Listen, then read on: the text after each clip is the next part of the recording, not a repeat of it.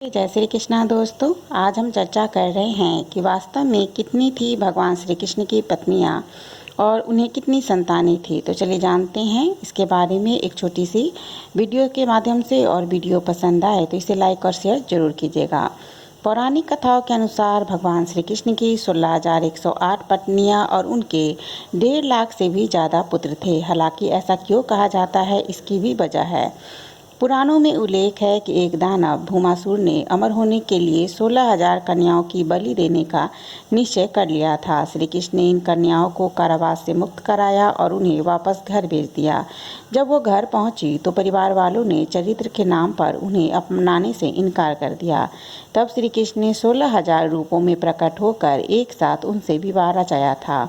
असल में श्री कृष्ण ने केवल 8 बार ही शादी की थी। उनकी केवल 8 ही पत्नियां थीं, जिनके नाम थे रुक्मणी, जामवंती, सत्यभामा, कालिंदी, मित्रविंदा, सत्या, वृदा और लक्ष्मणा।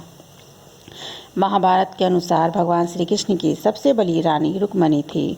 उन्होंने उनका हरण करके उनसे विवाह रचाया था। इस विवाह को चूंकि उन्होंने अपहरण करने के बाद रचाया था, इसलिए भारतीय शास्त्रों के अनुसार इसे राक्षस विवाह भी कहा गया है।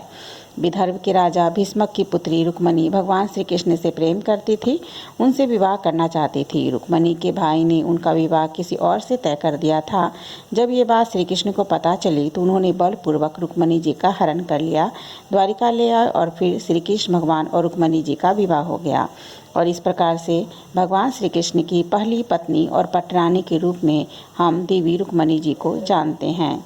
उसके बाद भगवान श्री कृष्ण ने सत्यभामा जो कि सत्यजीत की पुत्री थी, और जामवंती जो कि जामवंत जी की पुत्री थी, जो श्री राम के परम भक्त थे। और श्री राम ने उन्हें वचन दिया था कि जब द्वापर युग आएगा तब उन्हें वो दर्शन जरूर देंगे।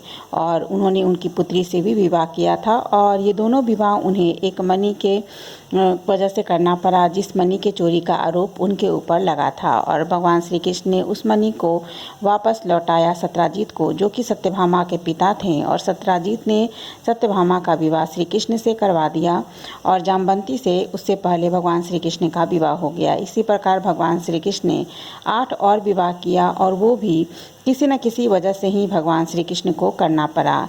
किसी स्वयंवर में उन्हें इसलिए जाना पड़ा क्योंकि स्वयंवर के जो रचयिता थे वो चाहते थे कि भगवान श्री कृष्ण का ही विवाह उनकी पुत्री से हो। कोई मन ही मन सच्चे हृदय से भगवान श्री कृष्ण को अपना पति मान चुकी थी। और कभी कभी राज्य के विस्तार के लिए भी कुछ शादियाँ जो थी वो भगवान श्री कृष्ण को करनी पड़ी। इस तरह से भगवान श्री कृष्ण ने केवल 8 विवाह किया था, जो कि उन्होंने अपनी मर्जी से किया था। बाकी जो उन्होंने 16,100 विवाह किया था वो उन सभी कन्याओं को आश्रय देने के लिए किया था, जिन्हें उनके परिवार वाले अपनाने के लिए बिल्कुल भी तैयार नहीं थे। भगवान श्री कृष्ण जी की जो 8 मेन पटरानियाँ थी, उनसे भगवान श्री कृष्ण को 10-10 पुत्र की प्राप्ति हुई और 1-1 पुत्री की प्राप्ति हुई। और उनके जो ये पत्नियाँ थी, उनसे उन्हें कुल 80 पुत्र हुए थे। और इन पत्नियों को अष्टभ्राया की उपाधि भी दी जाती है। श्री कृष्ण के सबसे बड़े पुत्र का नाम था प्रद्युम्न, जो कि रुक्मिणी जी और भगवान श्री कृष्ण के पुत्र थे। प्रद्युम्न कामदेव के अवतार माने जाते हैं। हालांकि सम्रासुर नाम के दैत्य ने उनका अपहरण करके उनकी हत्या करनी चाहिए, लेकिन वे बच गए और बाद में उन्हीं के बेटे अनिरुद्ध को श्री कृष्ण ने अपना उत्तराधिकारी बनाया था। तो दोस्तों, इस प्रकार से भगवान श्री कृष्ण की पत्नियां और उनके बच्चों के बारे में हमने जाना कि भगवान श्री कृष्ण की कितनी पत्नियां थी और उनके कितने बच्चे थे। बाकी जो भगवान श्री कृष्ण के और जो बेटों के बारे में हम जानते हैं, जो कि उल्लेख मिलता है कि उन्हें 1.5 लाख से भी ज़्यादा पुत्र थे। वो सभी पुत्र उन रानियों से थे जो उन्होंने दैत्यों के कब्जे में से जिन स्त्रियों को बचाया था, उनसे किसी न किसी तरह से उन्हें पुत्र की प्राप्ति हुई थी। और उन्हीं पुत्रों सभी को मिला करके भगवान श्री कृष्ण को 1.5 लाख पुत्र थे।